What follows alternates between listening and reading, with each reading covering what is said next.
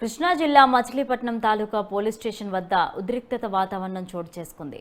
మాజీ మంత్రి MLA Perni Nani station ముందు ఆందోళనకు దిగారు. అధికార పార్టీ ఎమ్మెల్యే స్వయంగా నిరసన చేపట్టడంతో ఆ పార్టీ నేతలు అధిక సంఖ్యలో ఘటనా స్థలానికి చేరుకున్నారు. తాలూకా పోలీస్ స్టేషన్ ఎస్ఐ వ్యవహార శైలికి వ్యతిరేకంగా పేర్ని నాని ఆందోళన చేపట్టారు.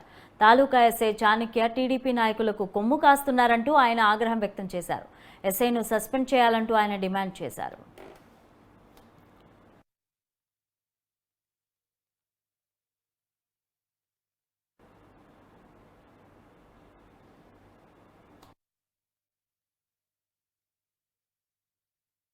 కుమ్మకాస్తారు. ఒక కార్పొరేటర్ ఏమో లోపల రానివని అంటాడు, గెట్అవుట్ అంటాడు. ఓ తెలుగుదేశం కార్యకర్తనేమో అదే టైంలో లోపల కూర్చోబెట్టి నాటి కాఫీ తాగిస్తాడు. వాళ్ళ ముందు వైసీపీ వాళ్ళనేమో కనీసం ఒకటి చెయ్యి ఇరిగింది, ఒకటి తలకాయ పైలు 8 కుట్లు ఉన్నాయి. హాస్పిటల్ నుంచి డిశ్చార్జ్ అయ్యి ఇక్కడ తీసుకొస్తే, కౌన్సిలర్ తీసుకొస్తే వీళ్ళని కొట్టిన వాళ్ళని ఇంతవరకు స్టేషన్కి పిలవలేదు, వాళ్ళని అరెస్ట్ చేయలేదు. వీళ్ళనేమో రూములో వేసి తెలుగుదేశం కార్యకర్త ముందు ఇష్టారాజ్యంగా కొట్టాడు. దెబ్బలు ఉన్నాడు, ఎవడన్నా కొడతాడమ్మా? అసలు పోలీసు కొట్టే హక్కు ఎక్కడిది?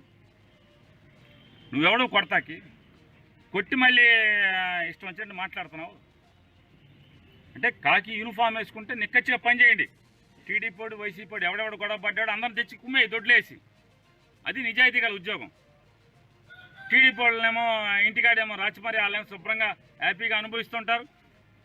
అప్పుడు అసలు ఈ పోలీసు, ఈ కుర్చీలో కూర్చున్నటువంటి పోలీసు ఏ రకమైన కాకి?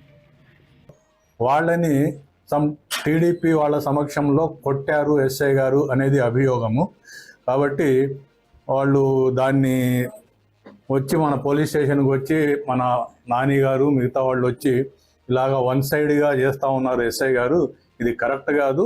ఇద్దరు తప్పు చేస్తే ఇద్దరిని కూడా ఖండించండి, ఇద్దరిని ఒకే ట్రీట్మెంట్ ఇవ్వండి అని అడగటం జరిగింది. దాని సందర్భంగా నేను కూడా వచ్చి ఎమ్మెల్యే గారితో మాట్లాడటం జరిగింది.